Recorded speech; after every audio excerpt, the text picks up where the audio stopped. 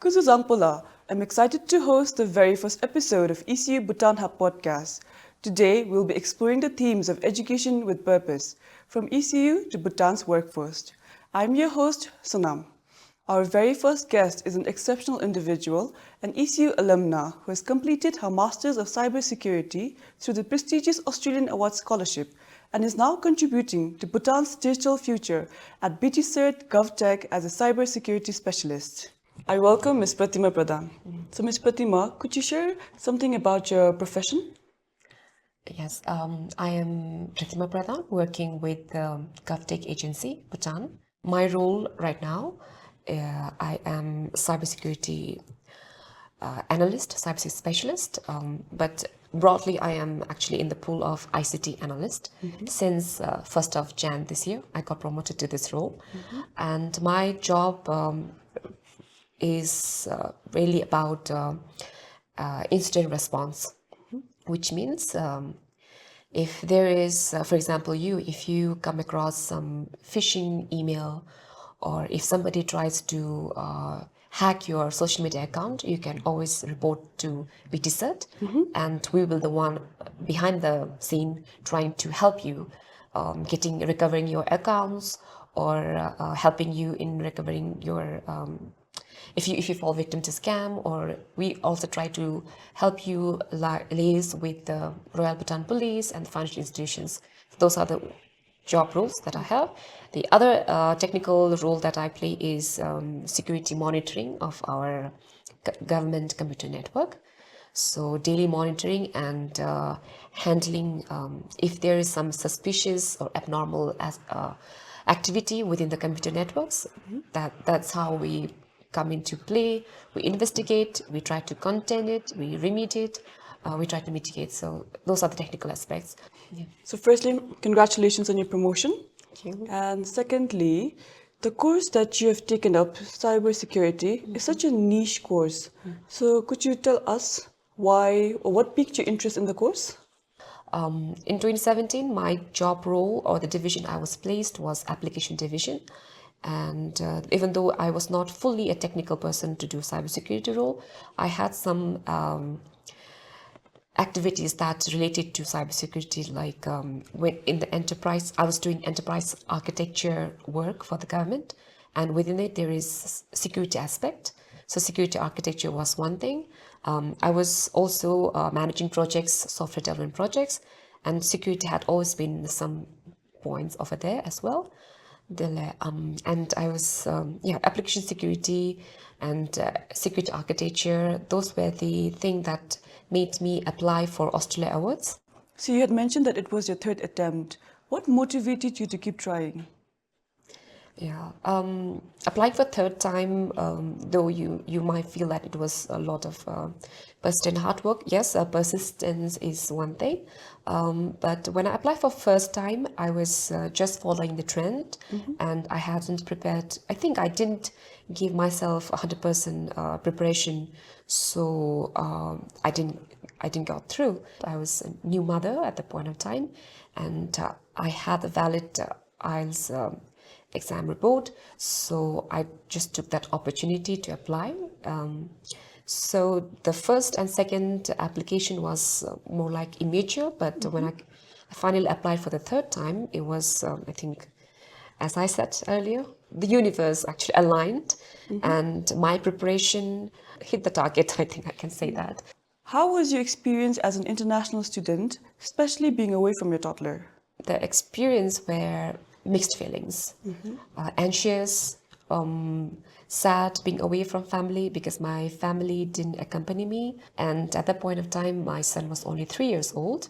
So both of them stayed back, and it was my parents who stayed with them. And then even though the responsibility as a mother was held by my parents, and I always felt a little missing, because I felt this is actually normal for, I know you're not a mother, but for all mothers say that if you take up a motherhood as well as a professional journey, there's always a little bit of guilt that always stays with us, not being able to be fully 24/7 with your child. So that was one emotional journey that I had to overcome. And another was new place, new culture, developed country compared to us. And the course itself, it was cybersecurity, even now we think it's a very intimidating, daunting domain. Those were the initial emotions that I had to tackle with. Thank you so much for your emotional vulnerability. I'm sure a lot of our Bhutanese abroad can resonate with your experience. What were the skills that you've picked up while you were studying at the university that has really helped you navigate your life even now? Like related to ICT, related to my job role, and I could actually see like the developed nations, how they make their digital services, e-government services so easily available for the citizens. That's one thing that I learned. I did a job as a housekeeping.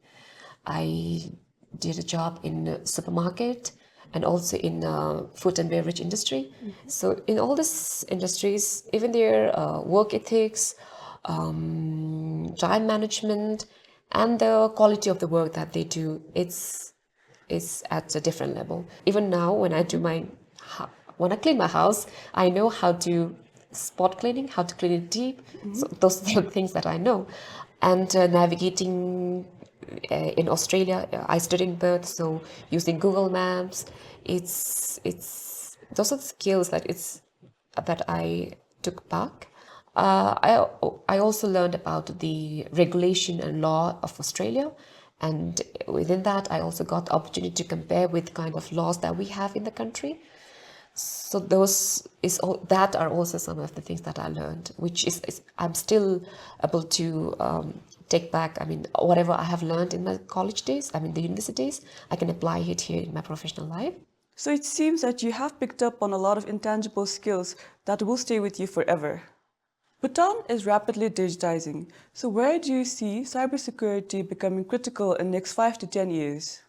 Cybersecurity is very important for any development. So it's not only digital front. Digital, yes, very important, but in all other sectors, for example, agriculture, health, education, those are not like completely transformed into digital realm. They are also now tapping on all the digital revolutions. And with the AI with us now, all the sectors are into digital world. And with that, cybersecurity has become very critical more than ever. For any job roles, you have to know what kinds of security is needs to be there. And for the layperson, so for the general public, because now we are interacting in the digital world, especially in social networks.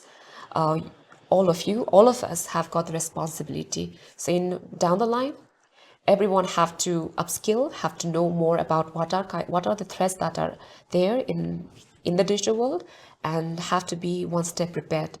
And as you've mentioned, it is not just the government's responsibility, but an individual responsibility to safeguard our own security. And is there any initiative done by BT CERT or GovTech to help the mask understand about cybersecurity more?